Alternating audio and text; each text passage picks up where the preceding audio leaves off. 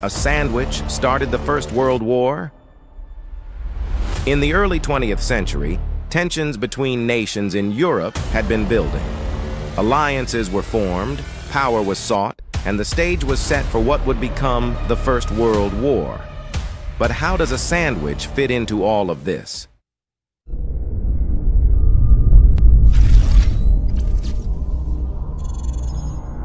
The story begins on June 28, 1914, in Sarajevo, where Archduke Franz Ferdinand of Austria and his wife were visiting.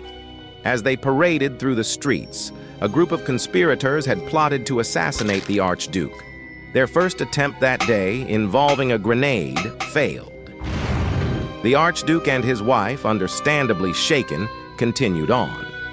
One of the would-be assassins, Gavrilo Princip, who escaped the scene, feeling disappointed after the failed attempt, went to a cafe to grab a bite and he ordered a sandwich. Meanwhile, Franz Ferdinand, after escaping the assassination attempt, decided to visit the wounded from the earlier bombing.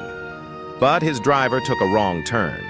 Realizing the mistake, the driver stopped the car to turn around, and it just so happened to be right outside the very cafe where Princip was.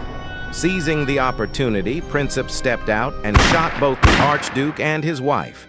Their deaths became the catalyst for the onset of World War I, as countries with tangled alliances and obligations began declaring war on one another. So, is it accurate to say a sandwich started the First World War? While it's a compelling narrative, it's a stretch. The sandwich didn't cause the assassination or the war. It was merely a coincidental part of a much larger and more complex chain of events. Deep-seated national tensions, complex alliances, militarism, and other factors played the primary roles in the onset of the war.